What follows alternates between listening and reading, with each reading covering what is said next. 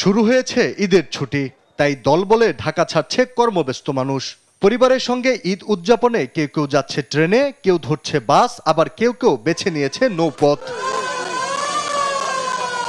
বৃহস্পতিবার সকাল থেকে কমলাপুরে ছিল ঘরমুখো মানুষের উপচে পড়া ভিড়। ট্রেনের ভেতরে জায়গা না পাওয়ায় ঝুঁকি নিয়ে ছাদে উঠেছেন অনেকে। একটি বিশেষ ট্রেন সহ মোট 54টি ট্রেন কমলাপুর থেকে বিভিন্ন গন্তব্যে যাবে। আজ স্ট্যান্ডিং টিকিট দেয়ায় কিছুটা ভোগান্তিতে পড়েন অনলাইনে টিকিট নেয়া যাত্রীরা। আবার স্ট্যান্ডিং টিকিটে বাড়তি টাকা নেয়ার অভিযোগ উঠেছে।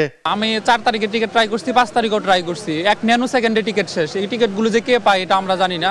স্ট্যান্ডিং টিকিট নিছি, একটু পর হয়তো বা উঠাই দিবে, অনেক লোক ঢুকতে দিচ্ছে না। রেল স্টেশন পরিদর্শনে গিয়ে যাত্রীদের ভর্তুকি দেওয়ার কথা জানান রেল উপদেষ্টা। বাড়তি ভাড়া আদায় ও টিকিট কালোবাজারি রোধের পাশাপাশি নিরাপত্তা জোরদারের কথাও জানান তিনি। সব ক্ষেত্রেই টাকা ফেরত দেওয়ার ব্যবস্থা করা হয়েছে এবং যেখানে গ্রস ইরেগুলারিটি আছে সেখানে 5,000 টাকা ফাইন করা হয়েছে। কি বলে যে মোবাইল কোর্টের মাধ্যমে ফাইন করা হয়েছে। সদরঘাট লঞ্চ টার্মিনালে সকাল থেকেই রয়েছে ঘরমুখো মানুষের ভিড়।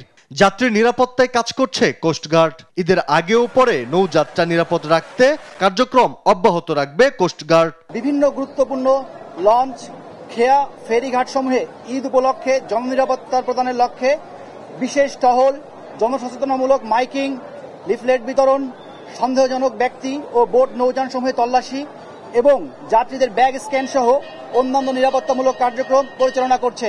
তবে বিগত বছরের চেয়ে এবারের ঈদযাত্রা নিরাপদ ও স্বস্তির বলে জানান সংশ্লিষ্টরা। আলী আক্কাস, আকাশ, দেশ টিভি, ঢাকা।